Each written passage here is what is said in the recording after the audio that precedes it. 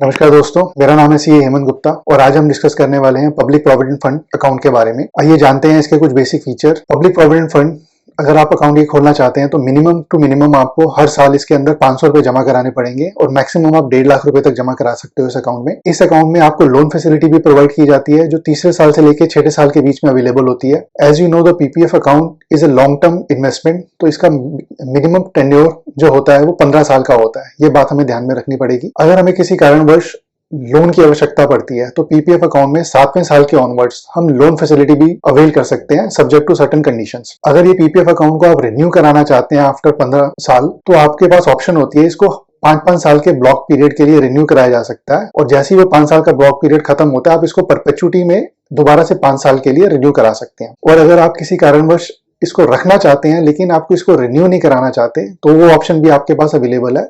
उस केस में आपका ये अकाउंट एज इट इज चलता रहेगा। इसमें जो भी रेट ऑफ इंटरेस्ट उस टाइम पे एप्लीकेबल होगा आपको एज इट इज मिलता रहेगा वो रेट ऑफ इंटरेस्ट, बट आप इसमें कोई फर्दर पैसा जमा नहीं करा पाएंगे अगर आप इसको एक्सटेंशन की ऑप्शन को एक्सरसाइज नहीं करते हैं। तो फर्दर इस पीपीएफ अकाउंट में आप जो भी पैसा जमा करते हैं उसमें आपको इनकम टैक्स में टैक्स डिडक्शन मिलती है अंडर सेक्शन 80C की, एंड जो भी पीपीएफ में आपको रेट ऑफ इंटरेस्ट मिलता है वो टैक्स फ्री होता है completely under income tax act. So in comparison to FD PPF is always lucrative क्योंकि वहां पे एफडी का जो इंटरेस्ट होता है वो टैक्सेबल होता है और जो पीपीएफ का इंटरेस्ट होता है वो आपका नॉन टैक्सेबल होता है। तो इन कंपैरिजन आपको लॉन्ग टर्म में ये ज्यादा वेल्थ क्रिएशन करने में और ज्यादा बेटर कंपाउंडिंग इफेक्ट देने में सहायता करता है। इस पीपीएफ अकाउंट के कुछ और फीचर्स भी हैं, जैसे कि इस पीपीएफ अकाउंट को सिर्फ और सिर्फ इंडिविजुअल अपनी इंडिविजुअल कैपेसिटी में खोल सकते हैं। इसको कोई पार्टनरशिप फर्म, एलएलपी, कंपनी इसके नाम पे नहीं खोला जा सकता। काफी सालों पहले तक एचयूएफ के नाम पे भी पीपीएफ खोला जा सकता था, बट आज के दिन पीपीएफ खोलने के लिए सिर्फ इंडिविजुअल्स एलिजिबल हैं। इवन नॉन रेजिडेंट इंडिविजुअल्स भी आज की डेट में पीपीएफ अकाउंट नहीं खोल सकते, लेकिन हाँ जो इंडिविजुअल हैं वो 2 पीपीएफ अकाउंट खोल सकते हैं। एक पीपीएफ अकाउंट वो अपने नाम पे एंड दूसरा पीपीएफ अकाउंट वो किसी के गार्जियन बन के खोल सकते हैं, जो कि उनके अपने खुद के बच्चे हो सकते हैं जो माइनर हो, या फिर वो किसी अनसाउंड पर्सन के अगर गार्जियन है तो उनके बिहाफ पे भी वो पीपीएफ अकाउंट खोल सकते हैं। लेकिन हमें एक बात हमेशा ध्यान रखनी पड़ेगी कि पीपीएफ अकाउंट खोलते हुए जो total investment during the year है वो 1.5 लाख से ऊपर नहीं हो सकती, including the individuals account and minors account और any other guardianship account. PPF account में जो पैसा हम जमा कराएंगे वो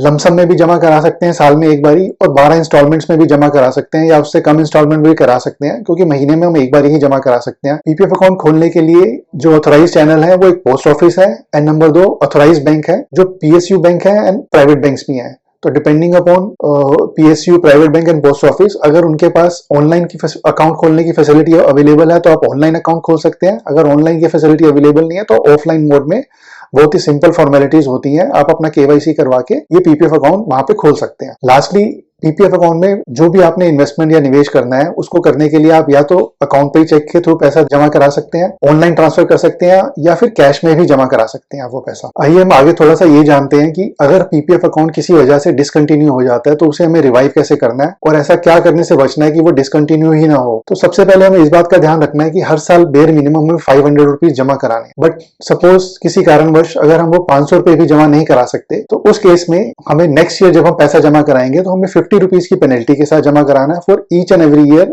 ड्यूरिंग विच हमने वो 500 रुपए जमा नहीं कराए, एंड जितना भी पिछले सालों का बेंडिंग 500 रुपए है वो हमें जमा कराने होंगे। सपोज आपने 3 साल से 500 रुपए जमा नहीं कराए तो आपको 3 साल की पेनल्टी के रूप में 150 रुपए जमा कराने पड़ेंगे और प्लस 1500 रुपए आपको, या 1500 से ज्यादा आप उस साल जमा करा सकते हैं जो आपकी पेंडिंग सब्सक्रिप्शन है, तो ये आपका अकाउंट रिवाइव हो जाएगा। तो हमें जो बात ध्यान रखनी है कि जब हमारा अकाउंट डिसकंटिन्यूड पोजीशन में है तो उस केस में हम पार्शियल विड्रॉ नहीं कर सकते अकाउंट से, उस टाइम पीरियड में हम लोन भी नहीं ले सकते अपने अकाउंट से, लेकिन उस पीरियड के दौरान हमारा जितना भी रेट ऑफ इंटरेस्ट हमें अक्रू होगा उस अकाउंट में वो हमें रेगुलरली मिलता रहेगा, उसमें किसी भी तरह की हमें पेनल्टी नहीं लगेगी। बट हमें एक बात और इसमें ध्यान रखनी है, सपोज आपने 3-4 साल से पैसा जमा नहीं कराया और आप सोच रहे हैं कि मैं इस साल का तो 1.5 लाख पूरा जमा करा दूं और पिछले 4 साल के भी जो भी बेयर मिनिमम जमा कराने हैं प्लस पेनल्टी में मिला के 1,52,000 या उससे कुछ ज्यादा जमा करा दूं, तो उस केस में हमें ये ध्यान रखना है कि किसी भी साल में पीपीएफ में 1.5 लाख से ऊपर जमा नहीं होगा। हाँ, लेकिन इस 1.5 लाख की लिमिट में जो आपने 50 रुपए पर ईयर के हिसाब से पेनल्टी भरनी है उसको काउंट नहीं किया जाएगा। लास्टली एक चीज हमें और ध्यान में रखनी पड़ेगी, सपोज आप पैसा जमा नहीं करा रहे अकाउंट में और किसी कारणवश आप सोचें कि चलो मेरा वो अकाउंट हो सकता है किसी और सिटी में था या मुझे उसको कंटिन्यू ही नहीं करना या मैं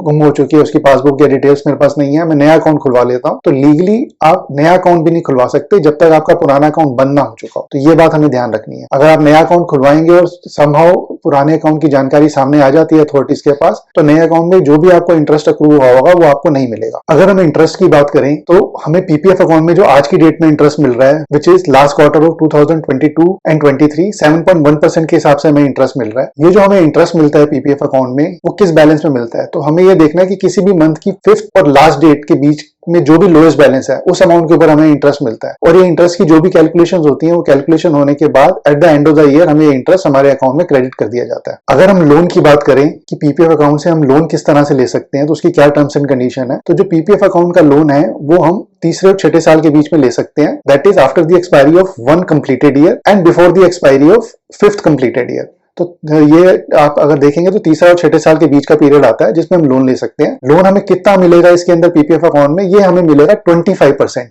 25% कौन से बैलेंस का? Not of immediate balance, but जिस साल में हम लोन ले रहे हैं उसके 2 साल पहले जो साल खत्म हुआ है उसके एंड में जो क्लोजिंग बैलेंस था उसका 25% हमें लोन मिलेगा। अभी जो लोन हमें चुकाना है, इसको चुकाने का हमारे पास मैक्सिमम टेन्योर जो होता है 36 मंथ्स का लोन चुकाने का पीरियड होता है। उसके अंदर हमें ये लोन को चुका देना होता है। हाँ, जो माइनर का अकाउंट है उसके ऊपर भी लोन लिया जा सकता है with the same terms and condition, and किसी भी साल में आप सिर्फ एक ही बारी लोन ले सकते हो। आप ऐसा नहीं कर सकते कि आपने लोन ले लिया, उसको चुका दिया, फिर दोबारा आप लोन लेना चाहें उसी साल में। आपको किसी भी फाइनेंशियल ईयर में सिर्फ एक बार ही लोन मिलेगा, और जब तक आप अपना पुराना लोन चुका नहीं देते अलॉन्ग विद इंटरेस्ट, आपको नया लोन नहीं मिलेगा, चाहे वो किसी भी साल की बात करें। अब लोन की अगर हम इंटरेस्ट की बात करते हैं तो इंटरेस्ट हमें सिर्फ 1% देना होता है उस लोन के ऊपर। तो जिस पीरियड से हमने लिया है और जिस पीरियड तक हम रीपेमेंट कर रहे हैं उस पीरियड का हमें 1% का इंटरेस्ट देना होता है पर एनम के हिसाब से। मैक्सिमम 2 इंस्टॉलमेंट में हमें लोन का इंटरेस्ट चुका देना होता है, और ये लोन का इंटरेस्ट हम तब देंगे जब हमारा प्रिंसिपल हम रीपे कर देंगे, उसके बाद हमें लोन का इंटरेस्ट की पेमेंट करनी है, उसके पहले नहीं देना। बट सपोज आप ये लोन के इंटरेस्ट की पेमेंट नहीं करते या आपका 36 महीने में लोन की रीपेमेंट भी नहीं करते, तो उस केस में क्या होगा, आपके अकाउंट में जितना भी पैसा पड़ा हुआ है उस पैसे के अगेंस्ट ये लोन की जो भी इंटरेस्ट और प्रिंसिपल की आउटस्टैंडिंग ड्यूज है उसको एडजस्ट कर लिया जाएगा, और बैलेंस अमाउंट आपके अकाउंट में पड़ा रहेगा, और उस पर फ्यूचर में जो भी इंटरेस्ट एप्लीकेबल होगा वो मिलता रहेगा। लेकिन रेट ऑफ इंटरेस्ट के बारे में एक बात हमें और ध्यान रखनी है कि अगर हमने 36 महीने के अंदर प्रिंसिपल को रीपे नहीं किया तो इस केस में रेट ऑफ इंटरेस्ट हमारा 6% पर एनम हो जाएगा। अभी तक तो हमने लोन की बात करी, अब हम विड्रॉल की बात करते हैं। 7th ईयर ऑनवर्ड्स हमें विड्रॉल की फैसिलिटी अवेलेबल हो जाती है। तो क्या हम सारा का सारा पैसा विड्रॉ कर सकते हैं पीपीएफ अकाउंट से, या उसमें भी कुछ लिमिट है? जी हाँ, उसकी भी लिमिट है। पीपीएफ अकाउंट से जो हम पैसा विड्रॉ कर सकते हैं उसकी लिमिट है 50% of amount outstanding in the 4th preceding year की क्लोजिंग डेट पे जो पैसा आउटस्टैंडिंग था हमारे अकाउंट में उस पैसे का 50%, या लास्ट ईयर के क्लोजिंग में जो पैसा आउटस्टैंडिंग था उसका 50%। इन दोनों में से जो भी कम होगा उस लिमिट तक हम पैसा विड्रॉ कर सकते हैं। लेकिन उसकी भी एक कंडीशन है, हमारा कोई लोन आउटस्टैंडिंग नहीं होना चाहिए, इंटरेस्ट आउटस्टैंडिंग नहीं होना चाहिए, हमारा अकाउंट एक्टिव होना चाहिए। हम माइनर और डिपेंडेंट अकाउंट से भी हम पैसा विड्रॉ कर सकते हैं, उसमें भी कोई मनाही नहीं है। लेकिन इस बात का ध्यान रखना है कि कोई भी हमारी लायबिलिटी आउटस्टैंडिंग इस पीपीएफ अकाउंट के अगेंस्ट नहीं होनी चाहिए, अदरवाइज हम पैसा विड्रॉ नहीं कर पाएंगे। अब हम इस बात पे आते हैं कि सपोज आपके 15 साल कंप्लीट हो जाते हैं पीपीएफ अकाउंट पे, तो क्या होगा? तो 15 साल के बाद आपको मैच्योरिटी हो जाएगी अकाउंट की। जब तक आप पैसा विड्रॉ नहीं करते तब तक आपको इंटरेस्ट मिलता रहेगा। हाँ, लेकिन विद इन 1 ईयर आपको ये डिसाइड करना है कि आप इसको कंटिन्यू करना चाहते हैं या फिर इस पैसे को एज इट इज पड़ा रहने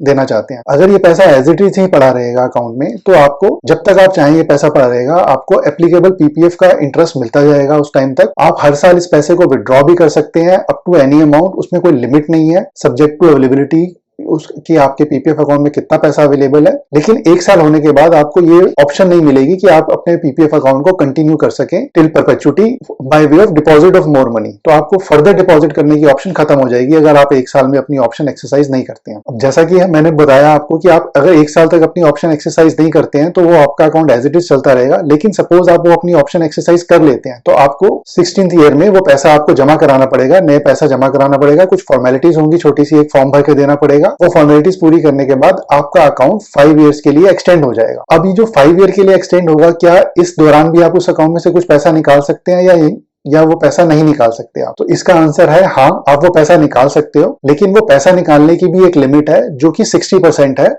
जो कि आपने जब वो अकाउंट एक्सटेंड कराया था 15 साल क्लोज होने के बाद या कोई भी टाइम पीरियड क्लोज होने के बाद एक्सटेंड कराया था, वो जो बैलेंस पड़ा था उसका 60% आप विड्रॉ कर सकते हो। वो चाहे तो आप सारा का सारा एक बारी में निकाल सकते हो, या जो आपका एक्सटेंडेड पीरियड ऑफ 5 इयर्स है उसमें आप इंस्टॉलमेंट में भी निकाल सकते हो। बट ये बात आपको जरूर ध्यान में रखनी है कि अगर आप विदाउट कंप्लीटिंग दी फॉर्मेलिटीज अपने अकाउंट को एक्सटेंड करते हैं और कुछ गलती से पैसा जमा करा देते हैं उसमें, तो उस पैसे के ऊपर आपको कोई भी इंटरेस्ट नहीं मिलेगा, क्योंकि वो इर्रेगुलर डिपॉजिट माना जाएगा। अब एक कंडीशन अराइज होती है जिसमें हम एक क्वेश्चन पूछेंगे अपने आप से, क्या पीपीएफ अकाउंट 15 साल से पहले भी प्रीमेच्योरली क्लोज किया जा सकता है? तो हाँ, पीपीएफ अकाउंट 15 साल से पहले भी प्रीमेच्योरली क्लोज किया जा सकता है, लेकिन उसकी भी कुछ कंडीशंस हैं। वो कंडीशंस ये हैं कि आपको कोई मेडिकल इमरजेंसी या तो आपके खुद के लिए हो, आपके पेरेंट्स के लिए हो, या आपके डिपेंडेंट बच्चों के लिए हो, उस केस में आप पीपीएफ अकाउंट को प्रीमेच्योर क्लोज करा सकते हैं। या आपको फर्दर एजुकेशन या हायर एजुकेशन के लिए खुद के लिए या अपने बच्चों के लिए वो पैसा चाहिए हो तो आप उसको क्लोज करा सकते हैं। या फिर आपका रेजिडेंशियल स्टेटस में कुछ चेंज आ गया, रेजिडेंट टू नॉन रेजिडेंट हो गया, उस केस में भी ये क्लोज हो सकता है अकाउंट। लेकिन किसी भी सूरत में पीपीएफ अकाउंट आपका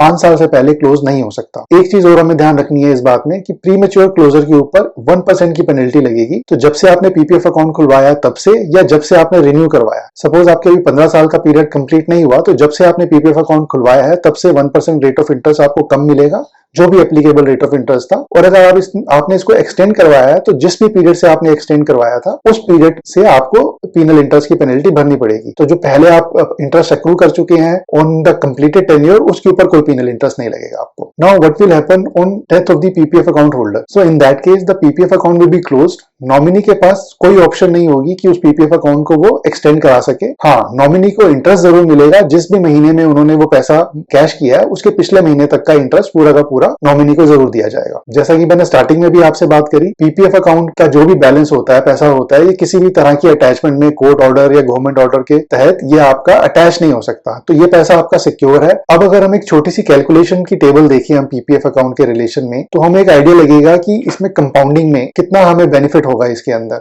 और जितने लॉन्गर टर्न्योर में हम इसके अंदर इन्वेस्टेड रहेंगे उतना ही ज्यादा हम इसमें गेन कर पाएंगे। तो मैंने एक छोटा सा एग्जांपल लिया है कि जिसमें हम 1.5 लाख रुपए हर साल जमा करते हैं, तो 5 साल के एंड में हमने 7.5 लाख रुपए जमा किए। 7.5 लाख पे हमें 1,75,000 का इंटरेस्ट मिलेगा। क्लोजिंग बैलेंस हमारा 9,25,000 के आसपास का बैलेंस हो जाएगा। 5 साल में आप देखेंगे तो ये कोई बहुत बड़ा अमाउंट आपको नहीं लगेगा 1,75,000 का। यही अगर हम 10 साल में देखें तो 10 साल में आपने 1.5 लाख जमा किया पीपीएफ अकाउंट में, आपको 7,30,000 का इंटरेस्ट एक्रू हुआ 10 साल के अंदर, और आपका टोटल क्लोजिंग बैलेंस हो गया 22,30,000। तो आप जब देखें 1,75,000 से 7,30,000 का इंटरेस्ट आपको मिला 5 से 10 साल में अगर हम कंपैरिजन करें। देन 15 साल का हम पूरा टेन्योर रखते हैं, 1.5 लाख रुपए हर साल के स्टार्टिंग में हम अगर जमा करा देते हैं तो हमें टोटल इंटरेस्ट मिलेगा 7.1 रेट ऑफ इंटरेस्ट के हिसाब से 18 लाख रुपए का। और टोटल हम देखेंगे तो हमारा टोटल एक्यूमुलेटेड बैलेंस हो जाएगा 40 लाख। तो अगर सपोज आप 20 साल में आप अपना पीपीएफ अकाउंट खोलते हैं और 15 साल की एज तक 15 साल के टेन्योर तक चलाते हैं, तो 35 साल की एज में आपको 40 लाख मिलेंगे। बट मेरा सजेशन ये होगा कि अगर आप इतनी जल्दी पीपीएफ अकाउंट स्टार्ट करते हैं तो आप इसको कंसीडर कीजिए अपने लॉन्ग टर्म कॉर्पस के हिसाब से।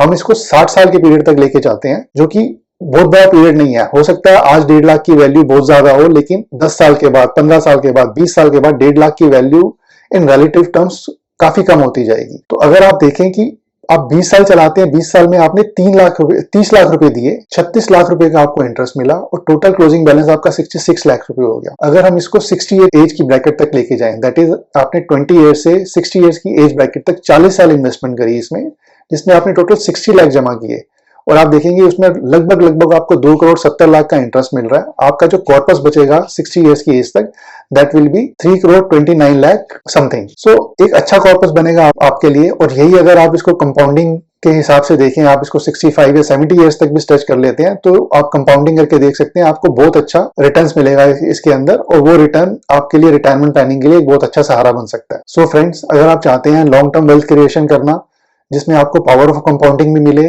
टैक्सेशन से भी बेनिफिट मिले, आपको जो रिटर्न्स आ रही हैं वो भी टैक्स फ्री रहें, तो उस केस में आपके पास पीपीएफ एक बहुत अच्छी चॉइस हो सकती है, जिसमें पैसा आपका सेफ है, ग्रोथ है और टैक्स सेविंग भी है। तो do consider this PPF as a good form of investment. Do let me know your thought about this video. In case you want some more detailed discussion about this topic और any other topic, do let me know in the comment below.